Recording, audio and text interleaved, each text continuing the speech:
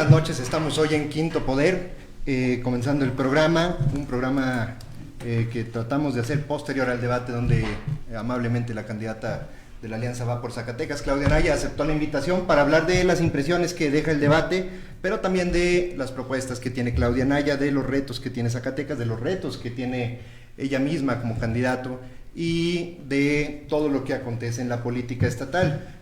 Saludo con mucho gusto a mis compañeros, Andrea Robles. Andreita, ¿cómo estás? Hola, muy bien, muchas gracias a ustedes, ¿qué tal? Bienvenida, candidata, un gusto tenerla por acá. Muchas gracias de verdad por la invitación, muy contenta de poder acompañarles en mi programa. Sí, Emilia Pesci y Lucía Medina, también la saludo con mucho gusto. ¿Cómo están, compañeras? Excelente, muchísimas gracias. Pues, candidata, el día de ayer tuviste el único debate, al parecer, que va a haber entre candidatos a gobernador. Sé que no es elección propia, que solo fuera un debate, pero pues no todos están tan contentos, a pesar de la dificultad del formato para que el ciudadano pudiera mantenerse atento durante tantas horas. El debate deja muchas impresiones. En tu visión, ¿cómo viste el debate? ¿Qué nos deja a los zacatecanos? ¿Qué impresiones deja en la pelea por la gobernatura del estado? Mira, yo estoy acostumbrada a los debates y esto de las 3 horas, mucha gente decía, estuvo largo, estuvo tedioso. Es gente que no está acostumbrada obviamente a los debates. Yo estoy acostumbrada a vivir debates de 15 horas, de 17 horas, porque cuando discutes ley de ingresos de la federación o presupuesto de ingresos de la federación o Guardia Nacional, te quedas ahí horas. Entonces es un tema que pues es parte de mi vida, el debate.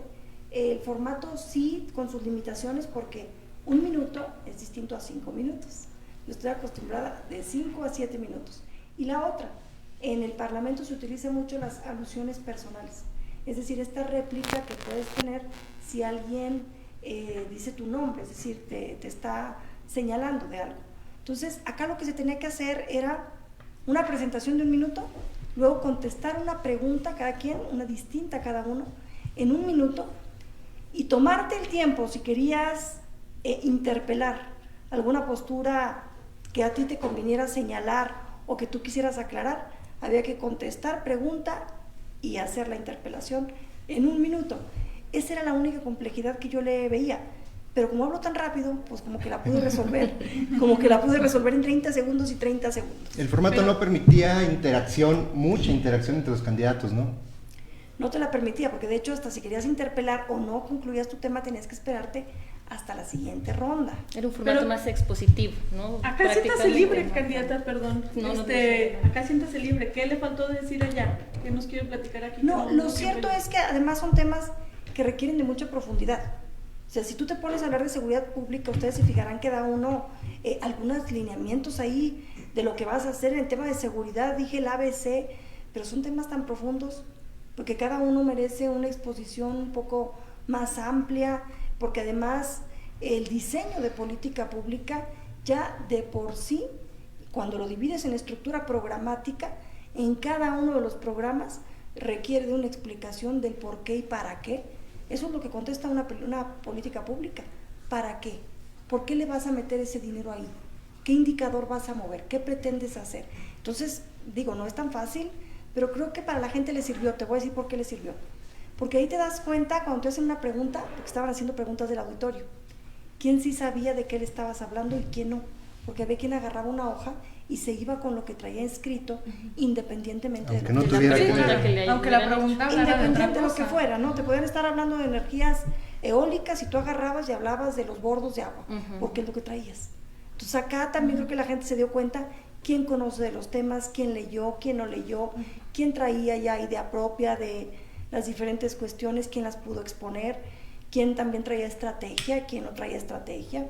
Creo que todo eso, para eso sirve el debate, para que la gente nos pueda encontrar a todos y a todas las candidatas en un mismo espacio, en un mismo formato, en una misma situación que no va a ocurrir en el resto de la campaña, ¿no? Porque no es lo mismo estar viendo la transmisión que está haciendo el candidato o la transmisión que hace en redes cualquier medio de comunicación, cuando uno anda en el norte, otro en el sur, uno en zona urbana, otro en zona rural, uno hace campaña desde su casa, otro anda siempre en eventos, es muy distinto. Candidata, para un puesto de esta envergadura, ¿no?, como es la gubernatura del estado, ¿basta un debate?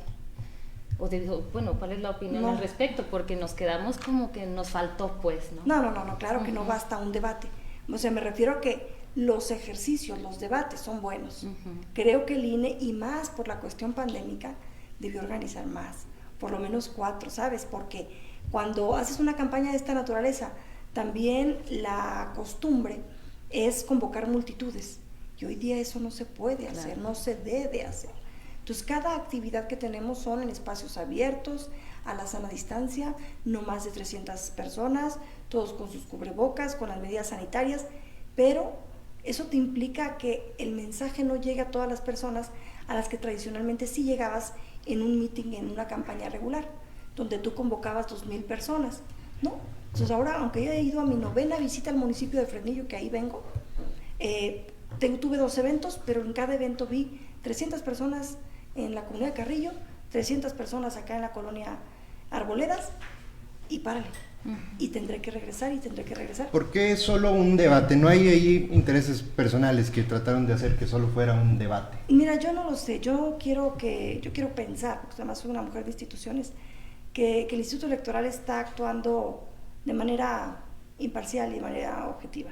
Lo quiero pensar, porque te digo, soy una mujer que si está metida en este proyecto y en este proceso es precisamente por la salvaguarda de nuestras instituciones y por la defensa de nuestra democracia en el país. Por eso estoy aquí. Fue muy atacada, candidata. Eso es un arma de doble filo. Por un lado, porque quizá le pudieron haber hecho ahí alguna herida leve o fuerte, usted dígame, pero también porque parece que entonces no está tan definido esto como decían. De alguna forma, por ratos parecía que la trataban como puntera, ¿no? Claro, yo creo que, bueno, no creo. Yo tengo las encuestas que mandamos a hacer semanalmente. Yo trabajo con tracking semanal para hacer nuestros movimientos de manera técnico-científica. Una elección no es de pasiones, ¿eh? Sí hay muchos sentimientos en la elección, pero una campaña es de estrategia. Entonces, nosotros tenemos una revisión desde que inició la campaña, evaluación semanal de cómo están las cosas, en qué sectores, para dónde movernos, qué decisiones estamos tomando, qué comunicamos, a qué sectores nos enfocamos más. Y no, o sea, esos datos que ellos están mostrando están fuera de la realidad. A mí me preocupa esta narrativa insistente de que la elección ya está definida, de que no hay nada que hacer, y te voy a decir por qué me preocupa. Me preocupa porque el día de la elección, que les vamos a ganar, ellos salgan a decir pues, que hubo un fraude o que se repita, porque pues si en las encuestas siempre iban ganando, más con estas diferencias también tan invencibles que ellos mismos están siempre narrando, pues no, me preocupa por el comportamiento particular que tiene este grupo político, ¿no? Que recientemente tomó el Instituto Nacional Electoral, que siempre tiene este comportamiento de que si gano está bien, pero si no gano hay que reformar el instituto, y si no gano es que algo salió mal. Entonces, bueno, eso es lo que me preocupa de ellos. Pero hace 5 años también se decían puntero y también se decían que iban a ganar la elección, y el día de la elección fue abismalmente diferente a lo que ellos trataban de posicionar a lo que se logró en las urnas. ¿No está usted más bien pensando que eso es lo que va a pasar? No, o sea, porque 10 puntos de diferencia como... Las encuestas, no, sacan ellos encuestas de 30 puntos de diferencia. No, 10 que fueron los que le sacó Tello a David, ¿no? O sea, lo que dice Andrés, que esta estrategia quizá ya la pudieron haber querido hacer en el 2016 y salió al revés, o sea, siempre igual se dijeron ganadores y al final incluso el margen fue tan grande que ni siquiera les dio para la impugnación en la mesa, ¿no? No recuerdo los puntos con los que se ganó, no recuerdo si fueron 5 o 10 en el 2016, sí. pero de todas maneras el compañero siempre se dice víctima de una injusticia y de un ataque. O del PRIAN, del PRIAN. Lo la pasamos. Y de las mentiras. La verdad es que pareciera que Zacatecas tiene que para pasársela contentándolo, disculpándose con él, porque siempre es el agraviado, siempre es el injuriado, entonces pues no, cuando es victimario. Una víctima tampoco no puede gobernar, discúlpenme, pero una persona tiene que tener carácter para asumir sus responsabilidades, carácter para ofrecer una disculpa cuando te equivocas, carácter para enfrentar los retos. Entonces, pues si siempre eres la víctima, pues ¿qué solución le vas a ofrecer A a lo la mejor gente? esta estrategia de tirarse al piso le ha funcionado, ¿no? A muchas personas en la política, pero yo creo que igual estaríamos ya abusando, ¿no? Del criterio del electorado. Mira, yo el creo electorado, que, ¿cómo lo ve, yo candidato? creo que la gente tiene tantos problemas hoy día que necesita a alguien que tenga el valor de decirle, toma mi mano y vamos a levantarnos juntos y vamos a trabajar por Zacatecas. Pero imagínate el líder ahí tirado, esperando que lo levante su pueblo. O su hermano cuando se le hace tarde a veces, ¿no? Sí, o cuando ya de repente se equivoca en la estrategia de campaña, viene a pagarle el bomberazo. Claro. Entonces, pues, Que qué oportuno, ¿no? Fue ese libro. Si no ya hubieran escrito otro para que viniera a apagar el fueguito que dejaron encendido. Candidata, ahorita que mencionaba usted de carácter, esta es una cosa que luego a las mujeres se lo interpretan de una manera y a los hombres de otra. Y usted tiene algunos comentarios al respecto. Por ahí algunos dicen que es medio malhumorada o en algún momento de su vida ha sido. ¿Cómo lo ve usted? Mira, yo sí soy muy exigente conmigo misma, primero que con nadie. Soy una mujer muy disciplinada. Hago mis ejercicios, me levanto temprano, siempre soy muy detallista en mis cosas, quiero ser competitiva. Yo ayer mostraba la tabla de mi competitividad en el Senado. Yo soy la senadora, la legisladora, porque incluyendo los números de Cámara de Diputados, la legisladora más productiva del país, y eso exige mucho. Exige que también le pida a mi equipo que se comprometa, que hagamos las cosas bien, que cuando la gente nos pida algo seamos atentos, que le resolvamos rápido, que no nos traigamos dando vuelta. Fíjense, para que se den una idea cómo soy. Estoy en México en el debate y demás, viendo mis redes sociales y me dicen, senadora, vine a la oficina de atención ciudadana y está cerrada. Equipo, ¿por qué está cerrada la oficina de atención ciudadana? Porque hoy están fumigando. Pongan un letrero en la puerta que están fumigando. La gente ya se dio una vuelta y está. Sí, soy exigente con mi equipo, porque somos servidores públicos, porque tenemos una responsabilidad pública, porque nos están pagando para atender. Sí tengo fuerza de carácter también para tomar decisiones. Hay veces que tienes que tomar decisiones difíciles en dictámenes, y para la gobernanza, más. Se va a necesitar más fuerza de carácter para tomar decisiones en tema de combate a la corrupción, en tema de delincuencia organizada, en tema de persecución del delito. Bueno, si yo fuera una mujer que me dejara intimidar, una gachona, ¿ustedes creen que estaría participando en este encargo sabiendo las complejidades que tiene este encargo? Por supuesto. No, claro que sí, pero tiene que tener esa fuerza de estos carácter. tintes de género en estas críticas, como dice Lucía, ¿las reconoce, las atribuye también a la violencia que...? Es un tema de género, definitivamente, porque un hombre con carácter es admirado. Y una mujer con carácter, ay, es una prepotente, ¿qué le vamos a hacer? O sea, es eso, porque una mujer tiene que estar explicando siempre su carácter. ¿Los hombres explican alguna vez su carácter? No, para nada. No, nunca. ¿Le tienen miedo a una política con carácter, a una mujer con carácter, y por eso tratan de Mira, yo creo que más satanizar bien esa parte? como ya no haya ni de qué buscarme ni de dónde atacarme, hay que hasta inventarle algo, diría yo. Porque eso es el tema. Sí tengo fuerza de carácter, pero nunca soy grosera con la gente, Con la gente que se acerca conmigo, la gente tiene toda esa confianza de llegar y abrazarme, de llegar y contarme su historia, de llorar conmigo. Con la gente, yo sé con la gente cómo tengo que portarme. Trabajo para ellos y tengo 19 años trabajando en el servicio público. Tengo ya algo de psicóloga, porque ya sé lo que me va a pasar con la gente cuando me encierro con ellos, ya sé cómo me van a reaccionar, ya sé quién va a llorar, ya sé quién va malhumorado, ya sé más o menos cómo tratar con ellos y cómo empatar con los ciudadanos, porque de eso se trata, de que hagas clic y equipo con ellos para que saquemos adelante los temas que tenemos que sacar. Y con el equipo sí pido disciplina, sí pido que estemos, siempre procuro las cosas en el momento. Muchachos, se le metieron al señor en la carretera y aunque traigamos prisa hay que conducir bien. Muchachos, o sea, siempre procuro en el momento estar corrigiendo. ¿Para qué? Pues para que después no se te desmorone el equipo. Pues si no, ¿de qué se trata? Que nada tenga pies ni cabeza. Tampoco nos trata de eso. Candidata, decía la compañera Lucía, volviendo un poco al debate, se hicieron señalamientos duros hacia su persona, ¿no? Bueno, como decía ella, tratándola como puntero porque pareciera que era la línea, ¿no? De alguna forma. Sin embargo, pues fueron señalamientos que tal vez no hubo oportunidad de escuchar su explicación a profundidad respecto a los señalamientos. Se hacían señalamientos respecto a una asociación civil que preside su hermana Mariana, etcétera. Al respecto, ¿tiene algo que agregar? Sí, mira, claro, a mí se me acusa de nepotismo por una asociación civil que preside mi hermana. Nepotismo sería que mi hermana trabajara conmigo en el Senado de la República, que trabajara bajo mis órdenes o mis instrucciones, yo en un cargo público, no. Ella trabaja en una asociación civil que es no gubernamental y que está fundada desde 2009. Ella nada más, ni siquiera mi hermano, porque decía, nepotismo hacia sus hermanos, no, mi hermano trabaja en otra cosa. La que se dedica a la asociación es Mariana, yo me dedico a la tarea parlamentaria y Víctor se dedica al servicio público. ¿Le ha gestionado recursos a esa asociación? Yo no me meto en el tema de Mariana. Mariana es una mujer inteligente, creo que tú la conoces, ¿no, Emilia? Sí, la conozco. Mariana es una mujer inteligente y si le conoces el carácter, tú te das cuenta que Mariana no es una mujer que se deje mangonear por nadie. Tiene su dureza, creo que hasta es más dura que yo en ese tema y es muy, muy autónoma, muy independiente, toma sus decisiones, hace sus cosas. Yo me siento muy orgullosa de ella, es mujer jefa de familia y hace de todo. Mariana es admirable, trabaja con la gente, atiende a sus hijos. Yo la quiero, la admiro y la respeto, pero ella hace sus cosas y también no se vale, pues porque es otro tema, ¿no? No se vale que le quiten sus propios méritos a su esfuerzo propio. Ella hace sus actividades y yo la admiro por eso y también admiro mucho a Víctor.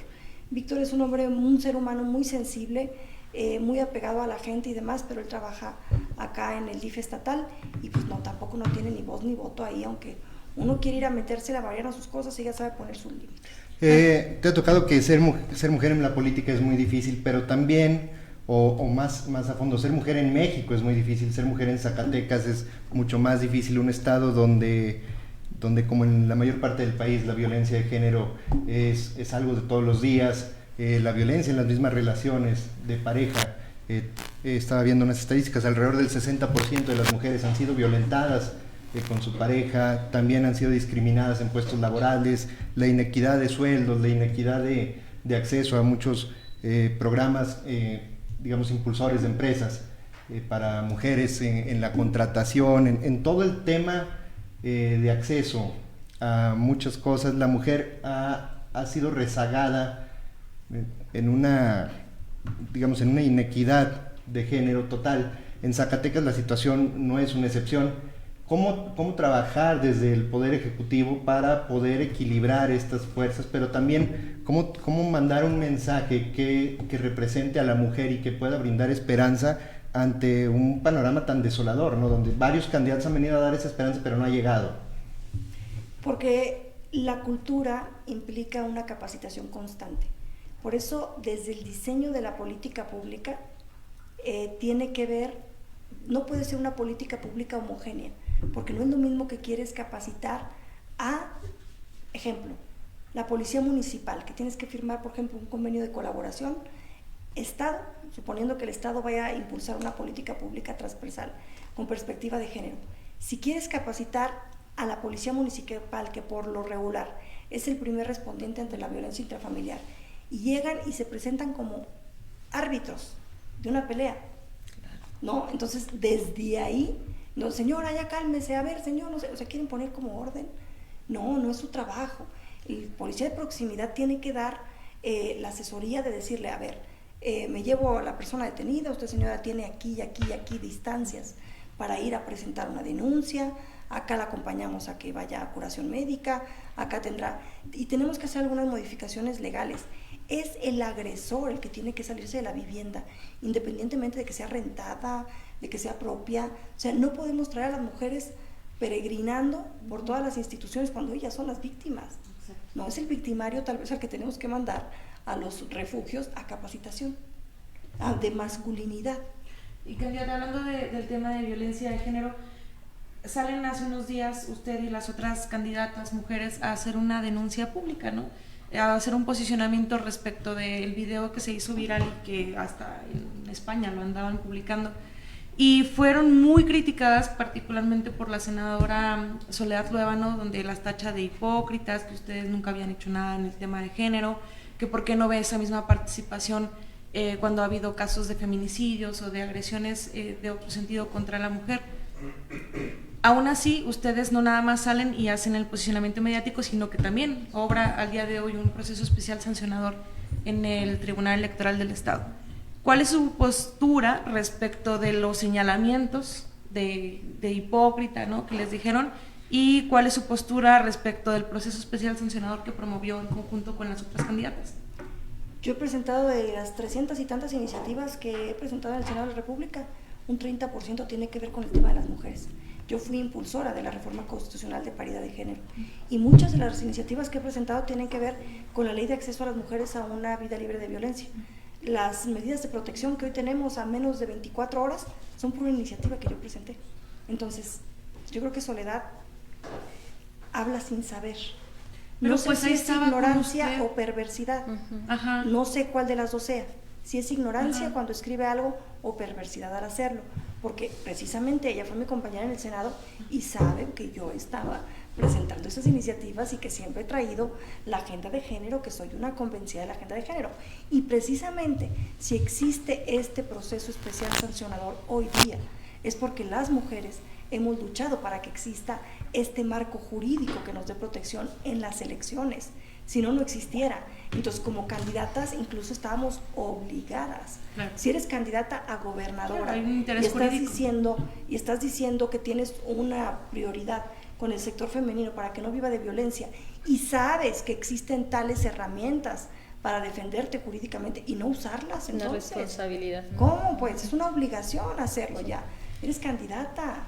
¿Qué pueden esperar otros grupos que también de alguna forma son vulnerables y que creo que en algún punto de su carrera también ha tenido apoyo de su parte, como los grupos LGBT, los grupos indígenas y también por supuesto los grupos de personas con discapacidad? Inclusión, a ver, yo soy una de las impulsoras de las cuotas.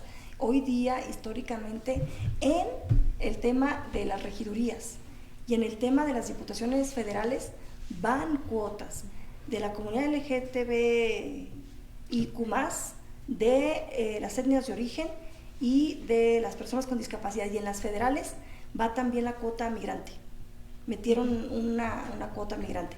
Y acá en las regidurías no me gustó que pusieran el tema de la comunidad LGTB en cualquier municipio, del tema de las etnias de origen en algunos municipios y del tema de discapacidad también en algunos municipios. Eso no me gustó. Como Creo si que- no hubiera discapacitados Exacto. en los demás, O ¿no? sea, está bien que pongan la cuota, pero los partidos deben de ponerla en cualquier lugar, porque además tú no, ¿cómo sabes en dónde formaron cuadros?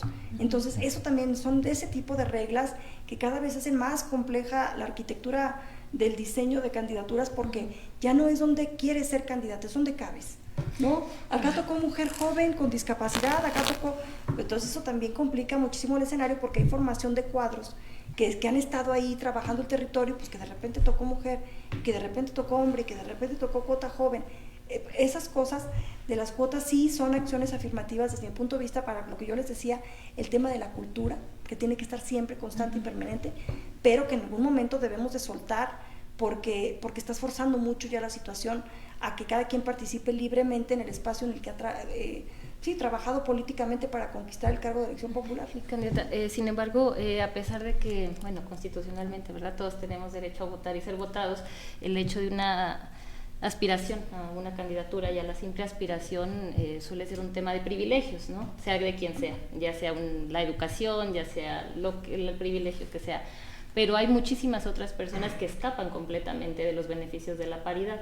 Y esto me lleva a la pregunta. En el tema legislativo, sin duda, ha habido muchísimos avances, sobre todo cuando hablamos, por ejemplo, de derechos de las mujeres, pero pasar a la ejecución, es decir, al Ejecutivo del Estado, ¿cómo hacemos que se traduzca en acciones reales? Que la política pública que se diseñe salga del papel, ¿no? Salga de todo este trabajo, de esta voluntad legislativa, y que los temas de género no queden constreñidos a la paridad, sino que sí podamos hablar de una auténtica transversalización de la perspectiva de género y que podamos no estar hablando solo de temas de mujeres para esta participación, sino que estemos hablando de economía, de seguridad, de salud, pues todo lo que implica la transversalización. En la vida real. En la vida real, ¿qué diferencias implica pasar de la legislación a la ejecución? Es la implementación de la ley. Eso es lo que le toca al Ejecutivo, la implementación de la ley. Y sí, efectivamente coincido mucho contigo. Mira, yo ya estaba, precisamente llegando al Senado de la República, me inscribí a mi doctorado en Administración Pública, porque ya venía yo notando que en este círculo que he tenido de legisladora, diputada local, federal y senadora, que sí habíamos tenido avances, que estábamos teniendo avances legislativos en muchos derechos humanos, pero que bajas a territorio y no. Y entonces el tema de la implementación de la ley es algo importante. Yo estoy estudiando precisamente esto en mi tesis de doctorado y tiene que ver mucho con la falta de capacitación de los tomadores de decisiones. Muchas veces el tomador de decisiones desde lo municipal ni siquiera está enterado de la obligatoriedad del Estado mexicano con ciertos convenios internacionales, con la ley federal, con la ley local, y si no está enterado el tomador de decisiones, el ciudadano menos. Entonces, desde ahí, el diseño de la política pública se va mal, por una cuestión de desconocimiento. Por ejemplo, que decía usted ahorita, ¿no? El agresor debe salir del domicilio. Eso ya está señalado en la ley de acceso, ¿no? Está señalado en la ley de acceso, pero en la realidad no pasa. Seguimos teniendo necesidad de refugios. Y pues me lleva a otra pregunta. ¿Hay necesidad de más refugios en el estado de Zacatecas? ¿Usted tiene una postura al respecto? Sí, de hecho, yo ayudé al equipamiento acá y a que se terminara en nuestra tierra y libertad, pero no hemos logrado, porque tú sabes que el refugio tiene una característica propia de secrecía. Entonces, tenemos que trabajar diversos modelos, porque yo soy más de la idea de que a los que tenemos que sacar es a ellos, para capacitarlos, para orientarlos, para educarlos, para guiarlos en esta cultura de la masculinidad, en donde pues no dejas de ser hombre si golpeas, no dejas de ser hombre si no maltratas, no dejas de ser hombre, de que aprendan a convivir y a tener una convivencia pacífica con las mujeres. Es algo en lo que tenemos que trabajar mucho, y si no de plano, o sea, si de plano no te puedes autocontrolar y no puedes respetar a las mujeres, pues entonces sí buscar los mecanismos jurídicos de tener a las personas separadas para que puedan cada quien retomar su vida por rumbos distintos sin lastimarse, sin hacerse daño físico y emocional ni a ellos, ni ahora sí, ni a las criaturas. Candidata, hace 2 años la vimos activa en la marcha LGTB, incluso participó en el evento que se hizo posterior a la marcha y públicamente se le reconoció mucho el activismo que ha tenido con esta comunidad. Y aún así, gente del partido que la impulsa en esta candidatura. ¿De cuál de los tres? Espérense. ¿De qué color? Sí. Gente que la impulsa en esta candidatura, militantes, simpatizantes particularmente del PRI y del PAN, que la impulsan en la candidatura, se negaron a votar el matrimonio igualitario y la reforma respectiva en el Código Familiar. ¿Cuál es el mensaje para esas personas legisladoras que al día de hoy son legisladores? ¿Y cuál es el mensaje para la militancia si es que usted llega a ganar la gobernatura? Mira, primero decirte, el PRI, el PAN y el PRD hicimos un convenio de coalición que va más allá de la elección. Es un tema que tiene que ver también con el gobierno del Estado. Firmamos una coalición electoral con miras a un gobierno de coalición, y ahí se fijaron posturas, vamos a decirlo, de centro, ni tan izquierda ni tan derecha, para el tema gubernamental. Y ustedes saben también, el gobierno hace única y exclusivamente lo que la ley le faculta, no puedes hacer más. ¿Qué creo yo en el carácter legislativo? Que es mi opinión, pero no estoy participando para ser legisladora, estoy participando para ser senadora.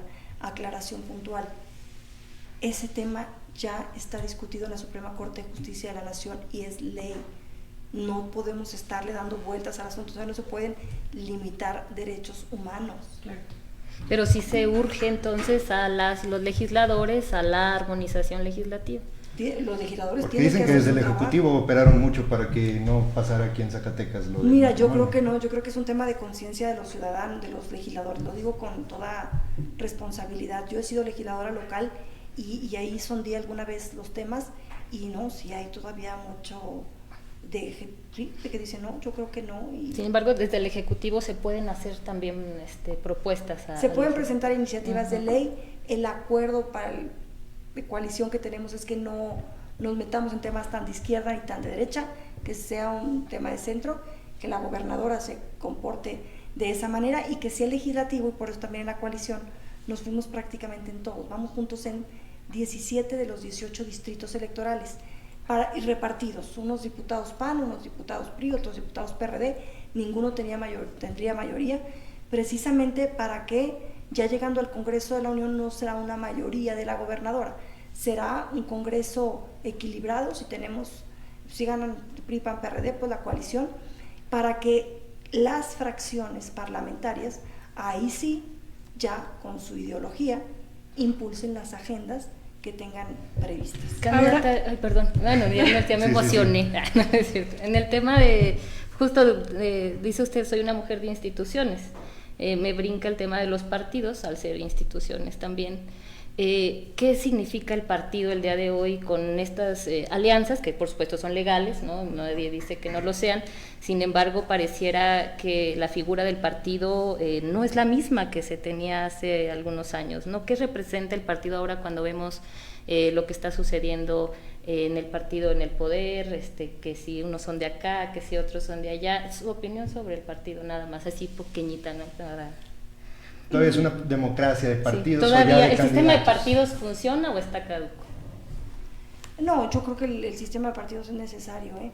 Si así traemos un desorden y traemos 14, fíjense nada más, son 14 partidos acá en Zacatecas, son 9 candidatos porque hay coalición, una de 4 partidos y otra de 3 partidos, pero si no hubiéramos tenido 14 candidatos en el debate, imagínense. Pero lo que sí tenemos que hacer es restricciones partidarias para el tema de la formación de nuevos partidos. Que friegas se hubieran llevado los que le escriben las fichas a algunos candidatos, ¿verdad? Yo estoy de acuerdo en que existan alternativas para el electorado, pero también hay que restringirlas un poco más, porque esta pulverización también hace que el propio electorado se pierda. Imagínense, pobre gente ahí va a estar viendo a 14 a elegir, ¿no? No es lo mismo que estar viendo un debate en el Senado, en donde estás escuchando argumentos para un tema en postulación, pero acá estás escuchando a 14 a ver cuál elijo, a ver cuál contrato de estos. Sí, es un poco más complicado. Ahorita que mencionaba lo de los partidos, le vimos creo que la semana pasada un video donde hacía un llamado a la fuerza política, digamos, contraria, pero que quizá simpatiza con el partido, con Morena, con el presidente, con la Cuarta Transformación, pero no con su candidato. ¿A qué se refiere cuando les dice que en este proyecto caben todos?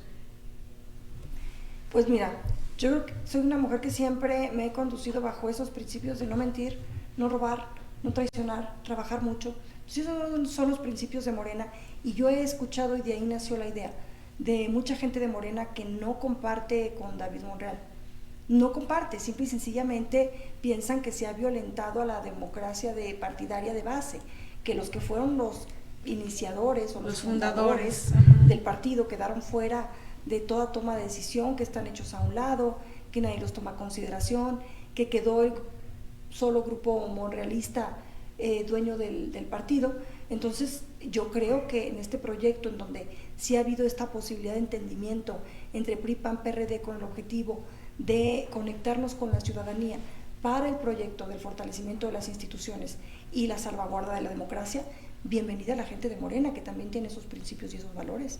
Si no coinciden con este comportamiento que además ha exhibido el candidato, pues desde mi punto de vista un comportamiento muy vulgar, hay que decirlo, muy corriente. Pues si esas son las aspiraciones del futuro gobernador, ese es su comportamiento, pues ¿qué podemos esperar de él cuando sea gobernador, no? ¿Y qué mensaje le podría dar a las mujeres que salieron a defenderlo?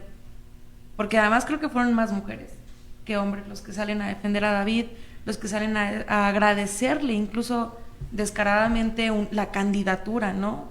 O sea, posicionamientos de mujeres que al día de hoy van a planillas de regidoras, van a candidatas a diputadas y decir, no, es que David me dio la candidatura. ¿Cuál es la postura de Claudia Anaya como mujer, como candidata, respecto de las mujeres que están protegiendo, encubriendo y justificando una actitud misógina del candidato David Monreal? Mira, yo creo que las mujeres en política tenemos la obligación de no hacerlo, porque la violencia hacia las mujeres siempre es en una espiral ascendente. Empieza primero así con una curiosidad o un acto que parece muy chistosito, ¿no? Y después empiezan los jaloneos, y después los golpes, y después los feminicidios.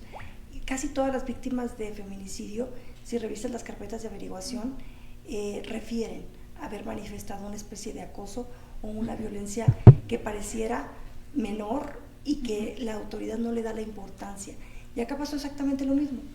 Pasa el acto y en vez de encontrarte con una sociedad indignada, yo veo en redes sociales que es la burla, pues esto se convirtió en una comedia, como si tuviéramos algo de qué reírnos. Claro. Entonces, yo soy de la idea de que las mujeres en política debiéramos y estamos obligadas a tener un comportamiento de Estado, estamos bajo una investidura. Yo cuando estoy en el Senado y en cualquier lugar, porque te conviertes en figura pública, dejas de ser un tanto cuanto Claudia, eres la senadora, o eres la gobernadora.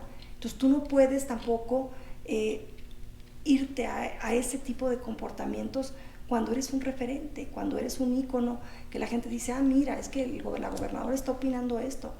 No es lo que Claudia quiera, es lo que la gobernadora debe hacer. Y así cada mujer y cada hombre que está aspirando a un cargo de elección popular debe de tener un comportamiento adecuado a la investidura que pretende representar. En el tema, digamos, en la seguridad, en la inseguridad que vive el estado de Zacatecas, donde todos los ciudadanos, básicamente nosotros estamos encerrados en nuestras casas y los delincuentes están paseándose libremente, pero en los 3 niveles de gobierno se han echado la pelotita muchas veces de que la federación dice que es gobierno, el estado dice que es la federación, y con los presidentes municipales pues dice, a mí ni me pregunten porque yo solo vengo a administrar la nómina y 2, 3 cositas que me dejaron. ¿Qué puede hacer Claudia Anaya como gobernadora de llegar para parar esta masacre que vivimos los ciudadanos? En mi caso, que vivo en Fresnillo, es imposible salir a las 10 de la noche, ya no sabes cuál de tus amigos va a ser secuestrado, ya no sabes quién se va a morir mañana, tienes miedo de que tu hijo pueda jugar en un jardín. O sea, mi hijo nunca ha andado en la calle con la mano suelta. Todos vivimos una situación de inseguridad que rebasa los límites realmente. ¿Qué puede hacer un gobernador, o qué harías tú como gobernadora para poder devolver al ciudadano por lo menos la tranquilidad? Mira, sí hay muchas cosas que se pueden hacer, y eso de pasarse la bolita también tiene su razón de ser, pero hay niveles y órdenes de responsabilidades. ¿Qué le corresponde hacer al municipio? Sí, bueno, no vamos a querer que los policías municipales hagan todos. Ellos son policías de proximidad y tienen nada más su facultad el hacer valer el mando de policía y buen gobierno que tiene el municipio, y solo en casos de flagrancia perseguir el delito y avisar inmediatamente al mando superior que corresponde. ¿Qué es lo que tiene que hacer el municipio? Y a eso voy, porque esto tiene que ser un eje que corra interinstitucional, porque además la violencia tiene multifactores que la detonan, no es un solo factor. Y el problema que tenemos es que en cuanto nos hablan de inseguridad, la gente asocia inmediatamente, ¿cuántos policías va a contratar usted? ¿Cuántos policías va a...? Y es un tema que está rebasado. Yo pienso más bien en la parte preventiva y en la parte del fortalecimiento de la Fiscalía, pasando por una serie de responsabilidades municipales y de organismos autónomos.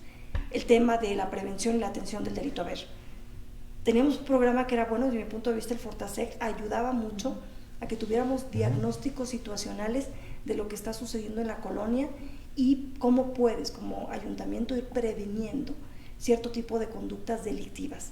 Otro tema, la atención de las adicciones. Mucho del robo simple está relacionado con las adicciones. Jóvenes que necesitan el líquido rápido para poder ir a abastecer esta necesidad ya tóxica que tienen, ¿no? Y que muchos terminan convirtiéndose en carne de cañón de la guerra del crimen organizado, ¿no? Y hay que brindarles alternativas, y no te lo digo como discurso. Este año inauguramos en Calera el albergue Paso 12 para mujeres. Estuve trabajando con la Asociación Civil Paso 12 de Calera, que tiene un albergue para hombres. Me gustó mucho el modelo con el que estaban trabajando. Particularmente puedo decirles, ayudaron a 2 amigos muy queridos míos ahí a recuperar su vida, y platicando yo tanto con los padrinos que ahí los atendieron, me comprometí con ellos e iniciamos la gestoría de recursos para que pudieran hacer el albergue de mujeres, y este año se inicia. Me siento sumamente orgullosa de eso, porque no son discursos, son acciones en las que creo que debemos de invertir para rescatar la vida de las personas. Entonces, si invertimos en eso, en la prevención de la violencia intrafamiliar, en la prevención del delito, en la atención a las adicciones, vamos a poder recuperar muchas vidas, y eso sí le toca al municipio. Esa parte sí.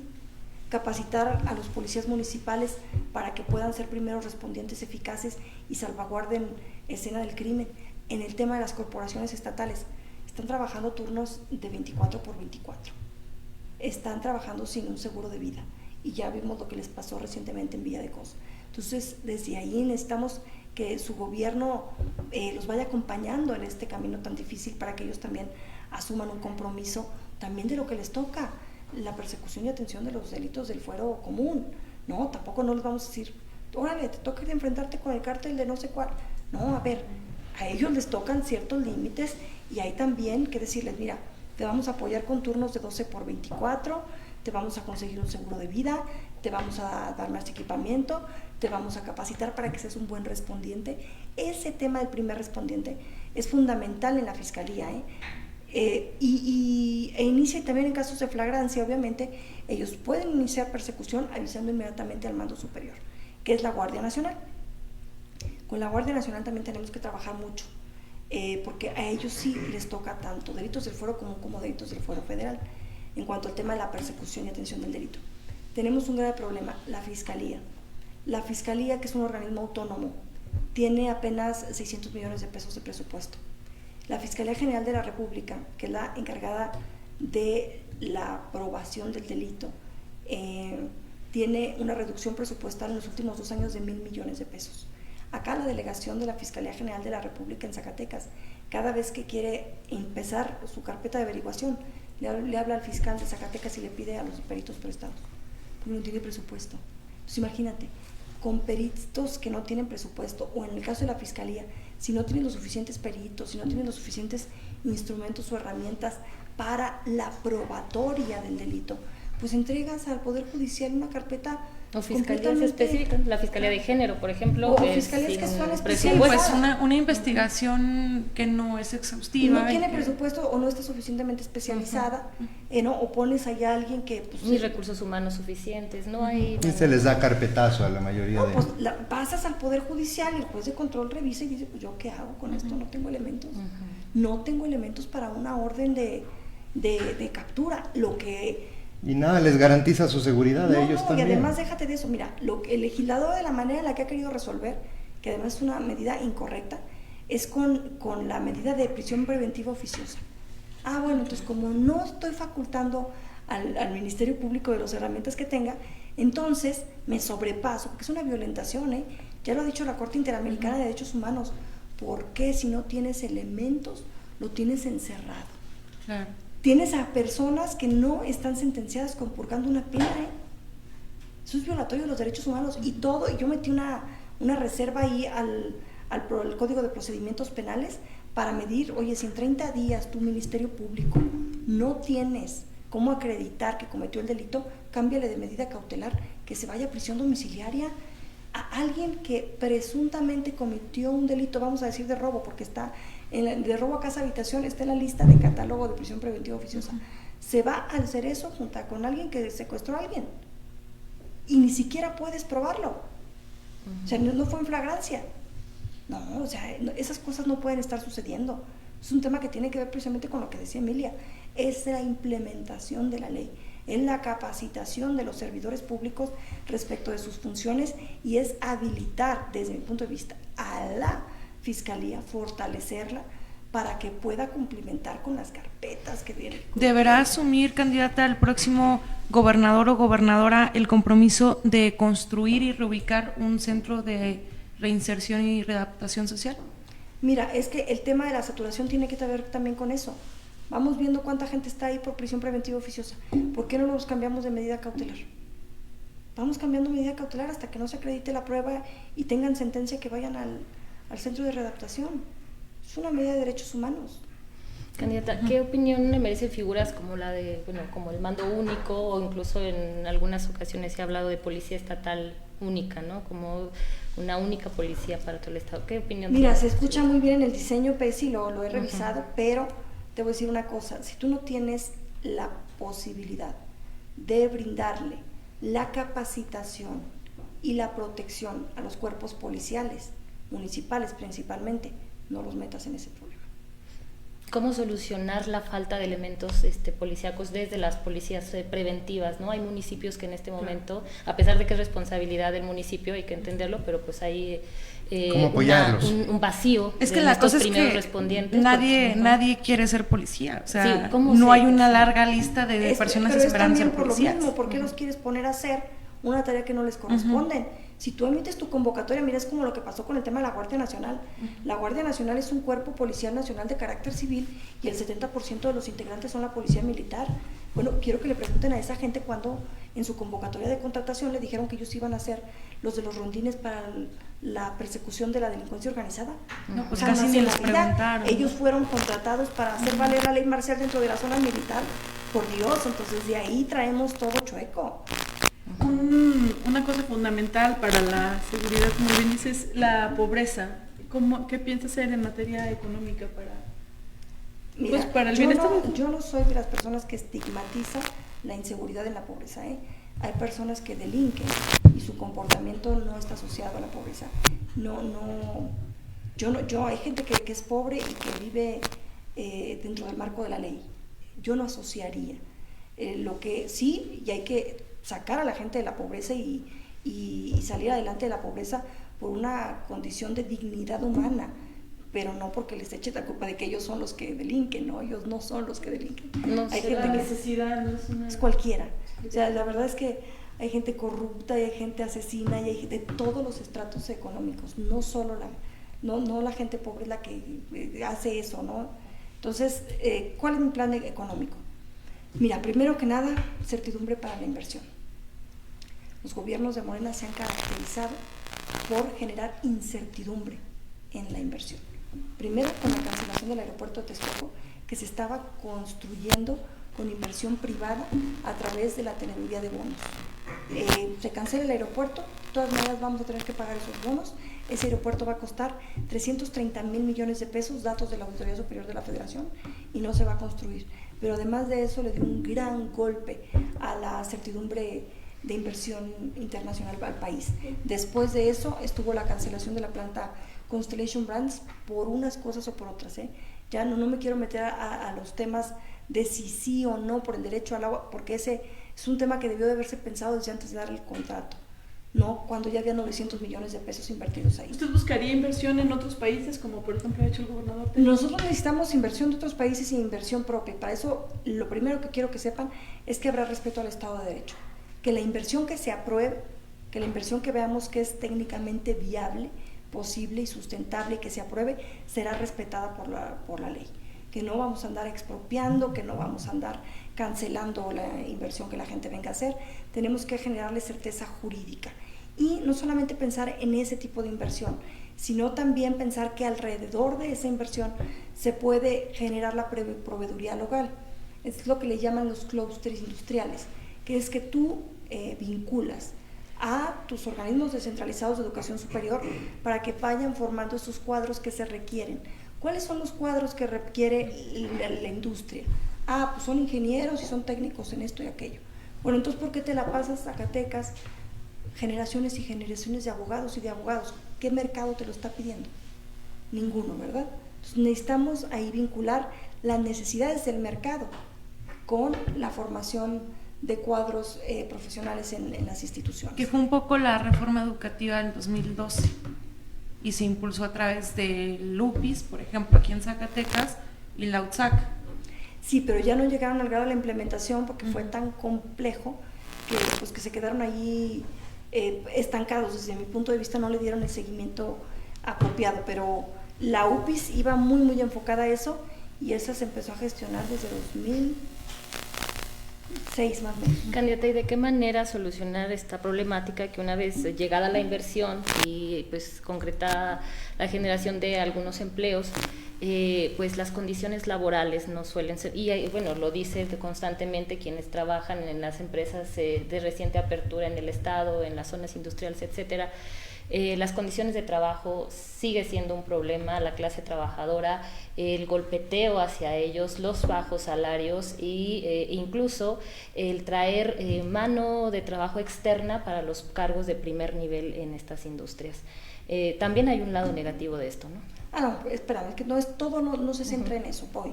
No es únicamente generar certidumbre para la inversión, de hecho no pueden estar aquí porque también tenemos que generar la infraestructura, acercarles la fibra óptica, acercarles el gas, generarles condiciones de energías más baratas, para que puedan tener ellos bajos costos. Entre menores sean sus costos de producción, mayor puede ser el salario que puedan ofertar a la población.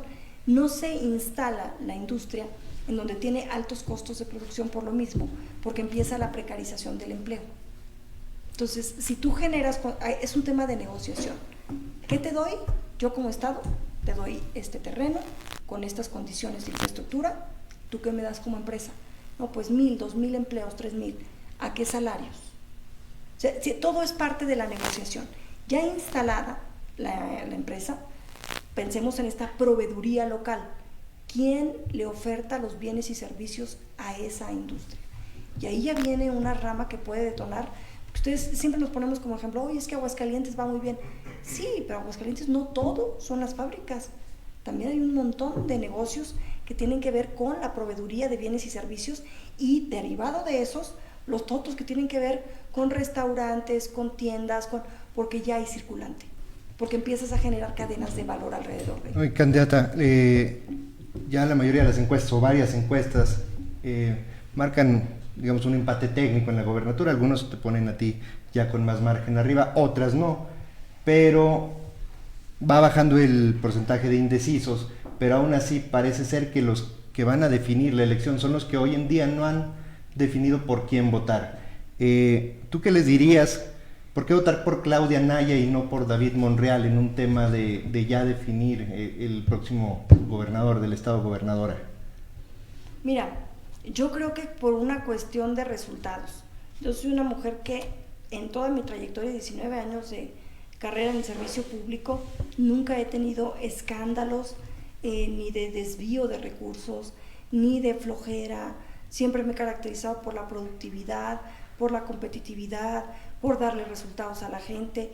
Prácticamente en cualquier municipio, no, en cualquier municipio al que voy, hay una obra, una acción, un programa que logramos implementar en algún momento de esta trayectoria de servicio público. Soy una mujer que me he profesionalizado para servir, estoy en constante capacitación precisamente para tomar decisiones técnicas, decisiones que sean viables, que sean posibles.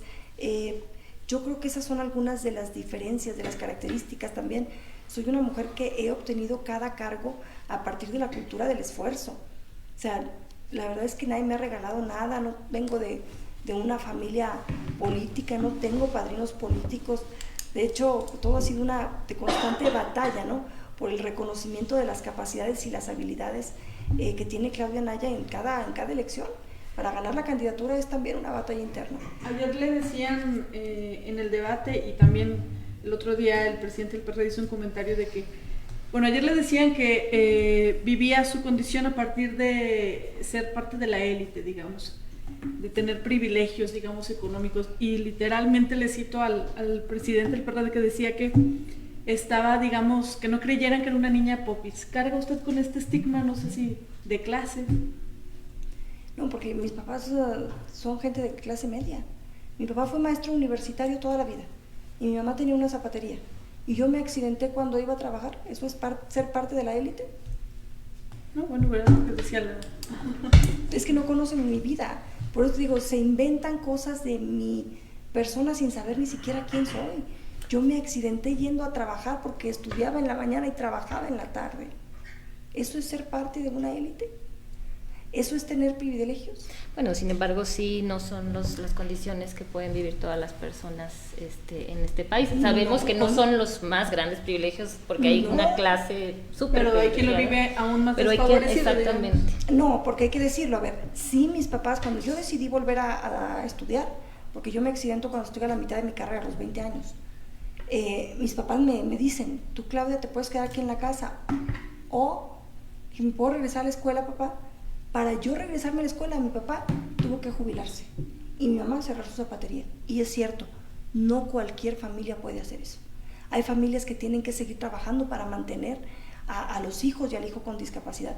Yo sí tuve acceso a eso, pero no fue un privilegio, fue un sacrificio. Sin embargo, no hay por qué hablar de la familia como tal, ¿no? Debiera ser una responsabilidad del Estado. O facilitar como gobernadora el garantizar, que eso, exactamente, ¿no? Es que también hay proyectos para las personas con discapacidad. Sí, yo quiero que las personas logren la inclusión, que las personas tengan una vida parte de la sociedad, no aparte de la sociedad. Estos proyectos que además dicen, oye, vamos haciendo un albergue olímpico para personas con discapacidad, aparte de las instalaciones deportivas, van en contra de la Convención de los Derechos de Personas con Discapacidad. No es que yo quiera o no quiera impulsar esos proyectos, no. El Estado mexicano está obligado a cumplir con el modelo que marca la Convención Internacional de Personas con Discapacidad, que es pasar del modelo de rehabilitación y asistencialismo al pasar al modelo social inclusivo. Es decir, no, la gente con discapacidad tiene que ir a los espacios deportivos donde va toda la demás gente y ahí ponen los aparatos adaptados, pero ese es un tema de convivencia, porque si no nos vemos no nos entendemos, porque si siempre te tienen en un mundo aparte, en una escuela aparte, en un centro de rehabilitación aparte, en un centro olímpico aparte, ¿cuándo vas a convivir con los demás? ¿Cuándo nos vamos a encontrar siendo uno mismo? Por eso les digo, es un tema que tiene que ver con derechos humanos, no es un tema de gustos o preferencias de una persona, ¿no?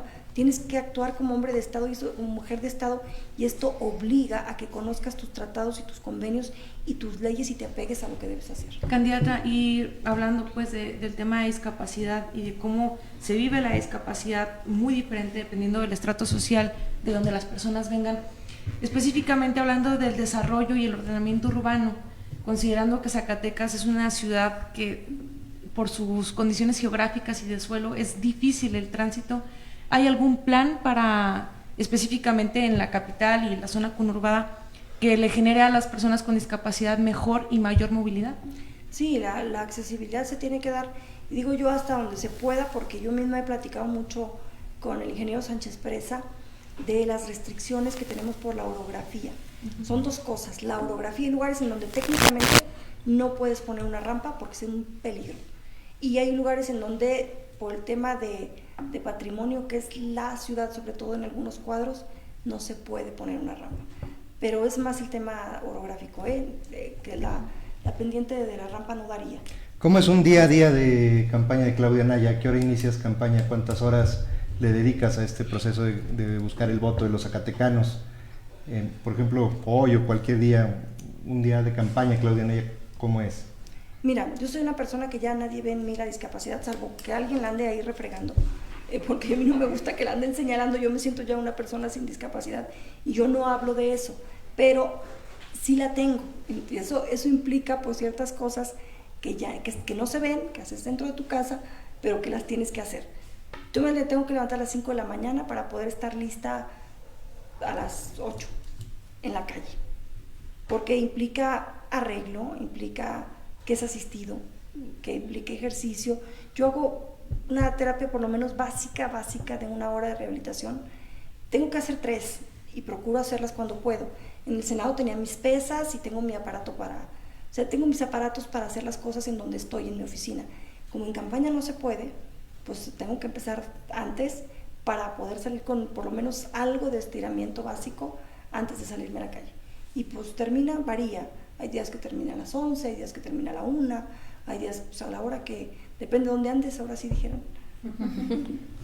¿Qué tan lejos? Usted lleva ya varias campañas, ha, digamos, visto modificación. ¿Qué ve mejor en Zacatecas y qué ve peor de todas las veces que lo ha recorrido? No, varía, porque mira, tú vas a una comunidad y te dicen, me falta el pozo de agua, les llevas el pozo de agua y regresas.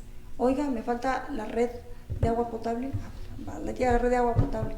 Pegué la pavimentación, llevan la pavimentación. Entonces, qué bueno. Nunca se acaba. Nunca se acaba. En la administración pública siempre va a haber problemas, pero se trata de ir hacia adelante.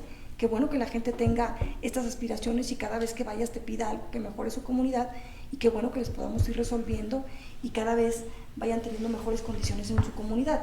Lo que yo he visto en estos 2 años, y lo digo con toda responsabilidad, ha sido un retroceso en la política de infraestructura del gobierno federal, porque todo el presupuesto está concentrado en el Tren Maya, en el aeropuerto de Santa Lucía y en la refinería de Dos Bocas. Ahí hay más o menos 200,000 millones de pesos. Y para el pago del aeropuerto de Texcoco este año hay más o menos unos 50,000 millones de pesos, porque lo vamos a pagar en cómodas anualidades a los tenedores de bonos. Entonces, ese dinero anteriormente se dispersaba en lo que eran los fondos mineros, o el fondo de infraestructura para discapacidad, por cierto, que a mí me tocó crear, o el fondo metropolitano, o el 3x1, y eso llevaba a la comunidad pues infraestructura. Hoy día vas a la comunidad y pues en 2 años no hemos avanzado nada, lo que antes sí íbamos avanzando una cosa u otra, o red eléctrica, o red de agua potable, o la pavimentación, o las plantas tratadoras de agua, que hace 2 años no se hace una aquí en Zacatecas. Entonces sí he visto un deterioro en tema de infraestructura. Antes de que Marco, ya lo veo ahí como No, presionado por el tiempo. Yo estoy tranquilo, usted sigue. Muy bien. Hay un tema que resuena mucho en Zacatecas y que le importa a mucha gente, el ISTESAC. ¿Usted le ve solución a este asunto financiero? Sí, tiene, pues, tiene una solución y tiene un problema. El ISTESAC nace quebrado. Hay que decirlo así. Es una vergüenza que se quiera explicar de otra manera porque solo te habla el desconocimiento de quien lo narra. El ISTESAC, el año que lo abren, empieza a pensionar gente, sin cotizantes. Ese año empieza. Entonces, lo que ha pasado con el ISTESAC es que empieza una muy gorda nómina burocrática para la administración. Entonces ya no solo fue un fondo pensionario, ya tiene que hoteles y restaurantes y bares y no sé cuánto. Entonces el ISTESAC acabó haciendo todo menos el fondo de las pensiones de los trabajadores. Entonces eso es algo que se tiene que solucionar. ¿Qué se haría? ¿Y desaparecer y crear otro organismo? Primero que nada decirles, trabajaremos bajo los esquemas que nos marquen los actuarios. Nada por intuición, todo por técnica. Segundo punto, nada por imposición, todo por acuerdo. Hay que hablar a los jubilados y a los cotizantes y llegar a un acuerdo de lo que quieren que sea el fondo de trabajadores. O quieren un instituto con activos o quieren un fondo. ¿Parte del problema del ISTESAC ha sido la corrupción? Mira, habría que revisar los estudios actuariales. Yo quiero ser sumamente responsable en mis palabras, pues si no puedo ni siquiera, si no revisas los estudios y te pones de verdad ya las técnicas. Yo me he sentado con la gente de las mesas de trabajo, ellos hablan de un abuso en la nómina y prestaciones de toda la parte administrativa, no te hablan de desvíos de recursos.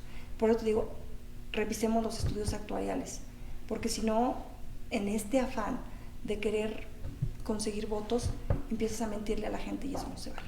¿Con qué ciudadanos? ¿Manejo de recursos? Yo hablaría de mala administración. ¿Con qué ciudadanos gobernaría Claudia De Anaya? varios sexenios, entre ellos el de Ricardo. Sí, ahí empezó todo. ¿Con qué ciudadanos gobernaría Claudia Anaya de llegar a la gobernatura? ¿Quiénes acompañarían en su gobierno a Claudia Anaya? Que es muy importante en el ejercicio del poder, que no todo lo puede realizar el gobernador, tiene que ajustar, tiene que supervisar Delegar. todo, pero tiene que tener personas comprometidas, honestas y profesionales. ¿Quiénes acompañarían a Claudia Anaya en un ejercicio de gobierno del Estado? Mira, debo decirte, primero que nada, que todo el que te venga a decir que va a tener un gabinete paritario, no es por gusto, muchachos, ya es una obligación. Les quiero decir que como impulsora de esta reforma de paridad en todo, no es únicamente para las candidaturas. Ya a partir de esta elección, todos los gabinetes municipales, estatales, van a ser conformados mitad hombres, mitad mujeres. ¿Qué busco? ¿Qué perfiles busco? Busco perfiles técnico-políticos. Hay veces que nos enfocamos muy a perfiles técnicos, que lo tiene este gobierno, pero tienen cero tacto político y cero sensibilidad social. Hablas con ellos, es gente muy inteligente, les saben muy bien a los temas, pero están despegados de la realidad social. Y la política pública de escritorio tampoco no funciona. Si no te bajas a platicar con la gente, si no tienes esta sensibilidad social, este tacto político, no empata, no embona y por eso no se implementa correctamente ni la política pública y ni el diseño de la ley. Posiblemente el diseño de la ley sí, porque eres buen técnico, pero no empata bien la política pública con el ciudadano. Entonces busco perfiles técnico-políticos, hombres y mujeres que sean bien formados, que tengan esta trayectoria profesional y que tengan además este compromiso de sensibilidad social, que sí bajen con la población, que sí vayan a territorio, que sí vayan a municipios, que andemos en gira por cada uno de los 58 municipios resolviéndole a la gente y la gente no tenga que venir a Zacatecas a cosas como, me decían ahorita en Fresnillo, la carta de no antecedentes penales. No hay en Fresnillo donde sacar la carta de antecedentes penales. Me lo estaban diciendo ahorita, me suena raro, Marco, pero no, me lo estaban diciendo. No hay. ¿Tienes la tuya? En poquito más de un mes, los zacatecanos ya están decidiendo quién los va a gobernar durante los próximos 6 años. Si se cierran más las encuestas, si vas a la cabeza, ¿no te preocupa la operación que puedan realizar tus rivales el día de la elección? Lo que puedan llegar a ser, ya preparada, blindada en todo eso. Esta campaña inició con la rumorología, de que por ser mujer la elección estaba pactada, de que yo ya había pactado con, bueno, yo creo que ya quedó claro después del debate que no traigo pactos con nadie. No, creo que ya les quedó suficientemente claro después de un mes de campaña que vengo a ganar esta elección.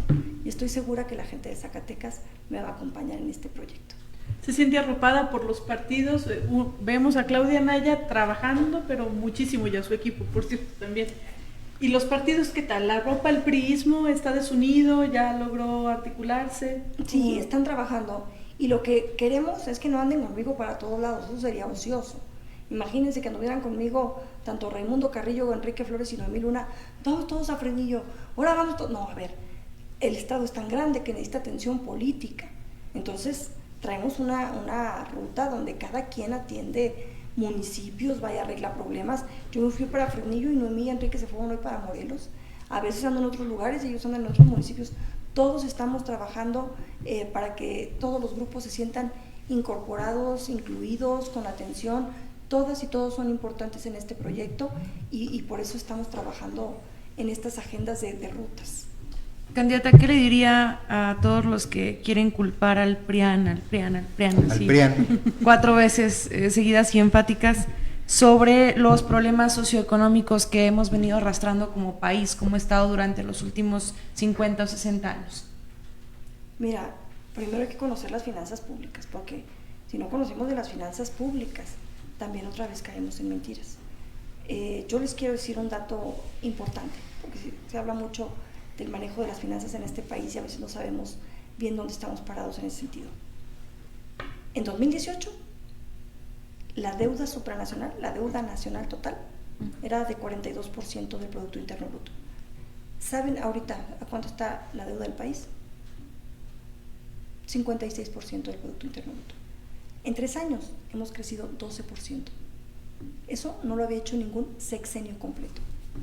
O sea, nos están endeudando así como que no queriendo. No nos dicen, pero estamos más endeudados. Por favor, revisen el documento que se llama Precriterios Generales de Política Económica, que ya emitió la Secretaría de Hacienda y Crédito Público, en la tabla que dice saldos históricos de los requerimientos financieros del sector público. Esto es la deuda pública nacional. Y ahí viene la tabla año por año, 2006, 7, 8, 9, 10, hasta 2021. Ahí viene cómo está el país ya de endeudado. Y luego tenemos una buena calificación crediticia, no nos han bajado la calificación crediticia. Luego vienen las deudas de los estados, esas también las pueden revisar en la Secretaría de Hacienda y Crédito Público, y la calificación de cada una de las deudas. ¿Por qué es necesaria las deudas, les llamo yo? Porque la Ley de Coordinación Fiscal te marca que de cada peso que se recauda, el 80% se va a la federación, el 15% se distribuye entre los estados bajo la siguiente lógica: tu población, tu recaudación, tu dispersión poblacional. Si tú recaudas poco, recibes poco. Y Zacatecas recauda menos de 1,000 millones de pesos al año. Por eso nuestras participaciones y aportaciones son bajas también. Y las participaciones, las aportaciones que llegan, tú ya trabajaste en el municipio, el gasto está comprometido. Es el fondo de aportaciones para la salud, es la nómina de salud, la nómina de seguridad, la nómina de educación. O sea, eso ya ni lo toques, pues ni lo veas, es nómina. Y las participaciones, pues es el gasto de la nómina gubernamental, la Secretaría de la Mujer, la Secretaría del Campo, y ya te queda un margen muy corto, un margen muy pequeño para la implementación de los programas que quieras construir. ¿Cómo equilibrar eso? ¿Nuevos impuestos o más austeridad? Porque la 4T ahí va a seguir otros añitos. Y bueno, Sí. y porque Zacatecas no es la excepción en cuanto a endeudamiento, ¿verdad? También Zacatecas Ya no va a ser necesario el endeudamiento, porque aunque nos quitaron el fondo minero los de la 4T, ya en este gobierno se logró el impuesto ecológico. Entonces vamos a tener ahí un adicional de recaudación que nos va a permitir también crecer en participaciones. Entonces eso va a poder generarle al Estado la posibilidad de solvencia financiera para más programas, obras y acciones, y ya no se requerirá de nuevos impuestos en mi gobierno. ¿Y cuál es su postura respecto de que los recaudadores de impuestos, ya nos quedó claro que muy malos, por cierto, estén pidiendo el voto en esta contienda electoral? Mientras no lo hagan utilizando recursos públicos, cada ciudadano tiene, o en horarios de su servicio, los ciudadanos son libres de ir a votar. Sí, bueno, entiendo que se refiere la compañera a quien en algún momento haya tenido la encomienda, justo que Al tiene sheriff, Zacatecas. al sheriff, como en Robin Hood, el sheriff. Sí, que haya tenido la encomienda justo de las finanzas, de la recaudación, y que hoy busca Está pidiendo el voto el para voto. la Ujú. capital. O sea, hubo una mala práctica, ¿qué pasó en Zacatecas? Que tenemos tan bajos niveles de recaudación y que pues también altos niveles de endeudamiento, junto con, por supuesto, todo lo que es la deuda nacional, ¿no? Externa, etcétera. Sí, Zacatecas tiene buena calificación crediticia. Para los 30,000 millones de pesos de presupuesto que tenemos, bueno, aunque recordemos que la deuda se apalanca en las participaciones nada más. Uh-huh. Entonces, tenemos buena calificación crediticia, pero tú me preguntabas de la candidatura de Jorge en la capital, ¿sí, no? Es correcto. Sí, es de Jorge Miranda. Sí, por eso me saqué aquí, me confundí.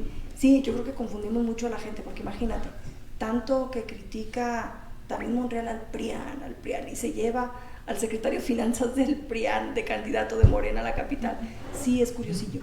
O sea, por eso te decía que a veces en nuestro discurso no se embona mucho con nuestros hechos. Ahí particularmente creo que es una señalización de que ¿para qué estás criticando tanto al PRIAN si ya traes a medio gabinete de Miguel Alonso ahí contigo, David? Claro. No, además que los eventos los empieza siempre hablando del endeudamiento de Zacatecas, ¿no? Y se lleva al secretario de Finanzas. Entonces, ¿qué es lo que está mal? ¿Las finanzas o Morena por invitar al secretario de Finanzas? O David, por ¿O invitar. no están mal las finanzas? ¿O que alguien Bueno, me pues explique? invitaron a Barlet, ¿no? Entonces, ¿qué podemos esperar? Con todo, o sea, ya- Que alguien me explique. Ahora sí, ya Candidata, sabemos que no hay sorpresas en Un esto. último mensaje para los zacatecanos. Nos queda un mes de campaña y nos quedan muy poquitos minutos de programa. Un último mensaje para todos los que no han decidido votar, pero también para los que hoy nos están acompañando en Quinto Poder. Tiene mucha porra. Miren, yo los invito a que sí voten. Es muy importante. Esta coalición que ha logrado unir al PRI al PRD tiene una razón de ser. Y es una razón de Estado. No es un gusto, es una necesidad. La semana pasada vimos lo que nunca habíamos visto en este país. El poder legislativo inmiscuyéndose en la vida del poder judicial. La Constitución dice que el presidente de la Suprema Corte de Justicia de la Nación durará en su cargo 4 años y no tendrá la posibilidad de regirse. Y que son los 11 ministros de la Suprema Corte de Justicia de la Nación quienes en voto libre y secreto eligen quién es su presidente. La semana pasada, tanto en Cámara de Senadores como en Cámara de Diputados, en una modificación a la Ley Orgánica del Poder Judicial, aprueban un transitorio en donde extienden el periodo del presidente de la Suprema Corte de Justicia de la Nación. Estas cosas son gravísimas, gravísimas. Estamos no solamente metiéndonos en la vida de un poder distinto, sino que estamos violentando la Constitución por periodos que la Constitución misma ha marcado. No es lo único. Cuando el Auditor Superior de la Federación sacó la cuenta pública 2019, donde vienen, por cierto, las observaciones del crédito verdadero de la palabra, y donde viene también que el aeropuerto de la Ciudad de México cancelado va a costar 330,000 millones de pesos, los legisladores de Morena le piden al auditor su renuncia. Esto es gravísimo. Que tengamos al partido en el gobierno tomando el INE y diciendo que el INE va a caer, que lo van a reformar si pierden estas elecciones, que ya saben dónde viven los consejeros. Queriendo manifestarse en la casa de los consejeros. Diciendo que ya saben dónde viven y amenazando a los consejeros, esto es gravísimo. Es un atentado a nuestra Constitución, es un atentado a la democracia, es un atentado a las instituciones que nos hemos dado para que nos garanticen derechos como ciudadanos. Esa es la razón de ser de la coalición. Esa es la razón de ser de la coalición. La pluralidad política y los equilibrios políticos no solo se garantizan en la Cámara de Diputados, también se garantizan en las entidades federativas. Por eso, no entreguemos al Estado de Zacatecas a Morena. Es una cuestión de federalismo. Yo me comprometo a hacer valer la soberanía, la autonomía, la libertad y la independencia del Estado de Zacatecas. Sabré defender a Zacatecas como he defendido desde el Senado de la República. Por eso los invito, amigas y amigos, a que voten, sí voten y voten por la coalición. PRI, PAN, PRD, va por Zacatecas. Por su amiga Claudia Naya. Bueno, pues muchas gracias a todos los que nos acompañaron el día de hoy en Quinto Poder. Muchas gracias a la candidata Claudia Naya, Andrea, Lucía, Emilia. El siguiente programa nos acompaña Flavio Campos. También tenemos el día 18 que le hicimos la invitación a David Monreal y no nos ha respondido hasta el día de hoy. También lo invitamos al programa cuando quiera venir, y a todos los candidatos a gobernador que quieran pasar por aquí también. Con gusto lo recibimos. Esto fue Quinto Poder. Muchas gracias. Estamos en vivo. Ahí nos vemos.